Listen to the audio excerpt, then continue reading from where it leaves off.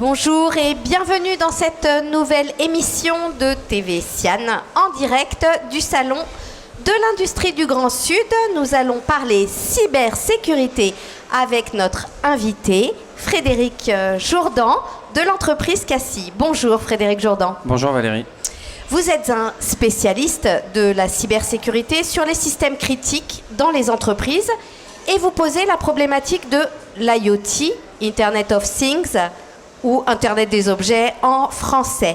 Première question pour savoir précisément de quoi on parle. C'est quoi l'IoT vu sous l'angle de la cybersécurité ?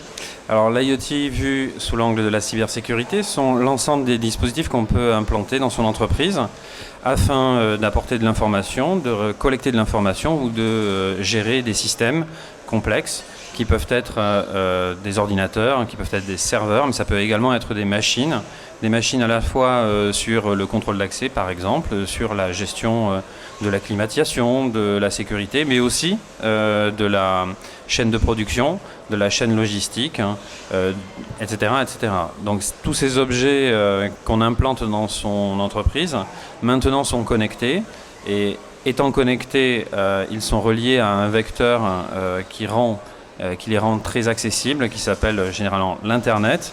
Et donc on a une problématique de cybersécurité maintenant sur l'ensemble de ces objets, comme on l'a sur les sites internet, sur les systèmes critiques qui sont implantés dans les entreprises et généralement gérés par la direction des systèmes d'information. D'accord. Alors ça signifie qu'on double finalement la problématique. On a d'un côté les problématiques liées à la sécurité d'Internet et en plus l'Internet des objets complexifie un peu la donne, c'est ça ? Alors on fait plus que doubler ce que nous on appelle dans notre métier la surface d'attaque. Aujourd'hui la surface d'attaque pour une entreprise c'est 50 milliards d'objets connectés dans le monde qui potentiellement peuvent mener des attaques conjointes sur nos installations et c'est 5 milliards d'individus potentiellement compétents pour réaliser ce type d'attaque. Donc le périmètre d'attaque est beaucoup plus large parce que nos machines sont connectées à Internet maintenant.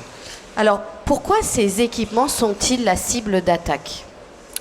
Alors pour plusieurs raisons, ça peut être juste pour le fun, je veux dire le challenge technique pour certaines personnes qui ont envie d'évaluer leur capacité à pénétrer un système et à en modifier l'état.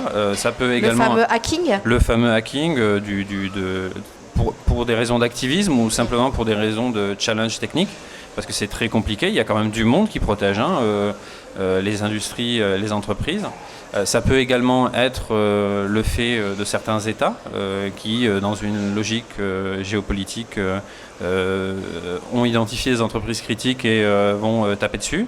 Et ça peut être aussi un concurrent qui peut vouloir vous mettre en difficulté afin de remporter un marché, de mieux se positionner, d'aller plus vite que vous.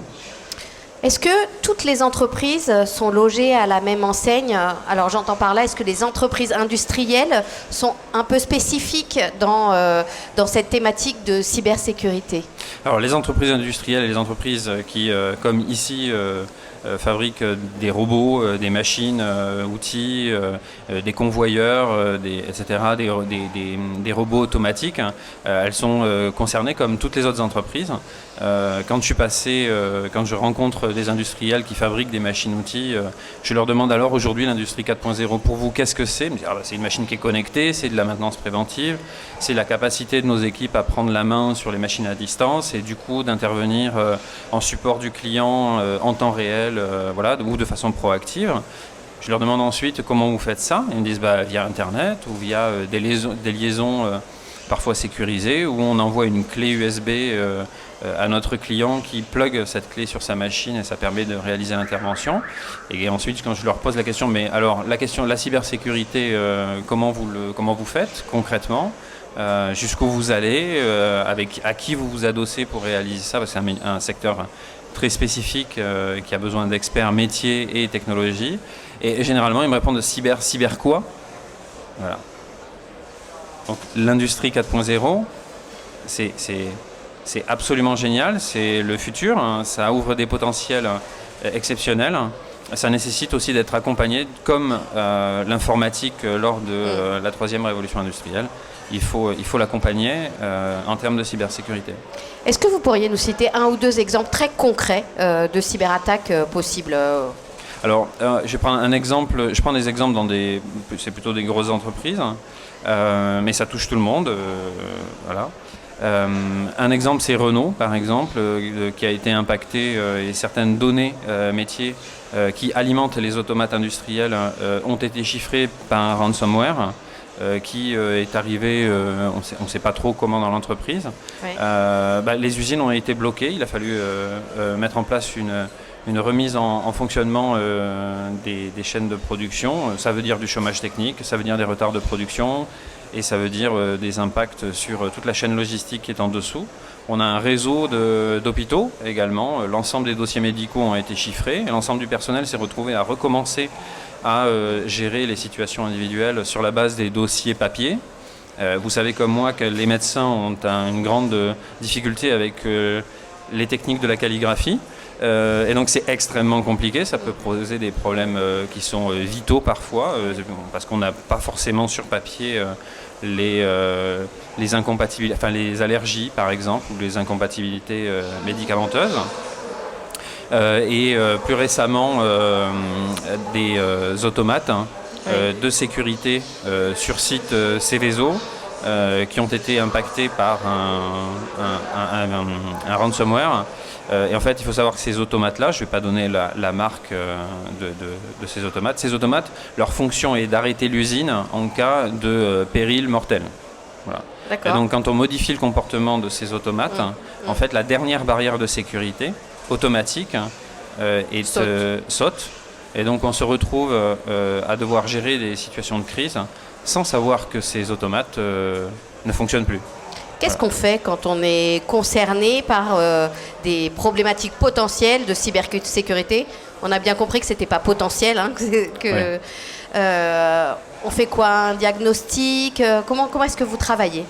Alors, d'abord, on va chercher des gens compétents. Donc, on s'adresse aux gens qui font de la cybersécurité. Généralement, on intervient au travers d'un premier diagnostic pour faire un état des lieux, faire une cartographie. La partie IT, c'est-à-dire technologie informationnelle, est généralement très bien pilotée par les DSI. En revanche, la partie OT, c'est-à-dire les technologies opérationnelles, les machines, etc., sont pas dans le périmètre de la DSI, sont plutôt dans le périmètre des responsables de l'usine, des chefs matériels, etc. Et on ouvre un accès sur l'Internet sans inclure dans le périmètre de vigilance de la DSI ces éléments-là. Donc, petit 1, on vient faire un diagnostic et on refait une cartographie avec l'angle cybersécurité élargi de la situation de l'entreprise. Ensuite, on accompagne l'entreprise sur la mise en place de process qui inclut l'OT. Et enfin, on peut recommander des solutions, des prestataires, je sais pas, mettre de la protection périmétrique via des firewalls métiers spécialisés de chez Fortinet par exemple, ou utiliser après des logiciels comme le logiciel PAST de SCSI qui permet de tester de façon continue, tout au long de l'année, de façon automatique, la vulnérabilité des équipements et d'aller au-delà de la simple évaluation des risques, mais vraiment de mettre en œuvre des attaques, mais contrôlées, de mettre en place des attaques et donc d'évaluer la résilience de l'installation. D'accord. Voilà. Donc de réels dangers, de vrais dangers et de vraies mesures aussi d'accompagnement pour les prévenir. Oui, complètement. Il ne faut pas rester uniquement dans le documentaire. Il faut aller au-delà. Il faut aller dans la réalisation de tests, évaluer pour de vrai la solidité des protections qu'on met en place. Et ensuite, il faut aussi accompagner les équipes par de la formation, alors qui peut prendre plein de formes, du présentiel classique, mais ça peut être du e-learning, ça peut être des applications mobiles comme on fait chez Phosphorea, qui est l'une de nos filiales, pour aller sensibiliser l'intégralité de l'équipe et former l'intégralité de l'équipe sur les questions de cybersécurité. Entreprise industrielle, vous êtes désormais alerté des dangers. Frédéric Jourdan, merci. Merci Valérie.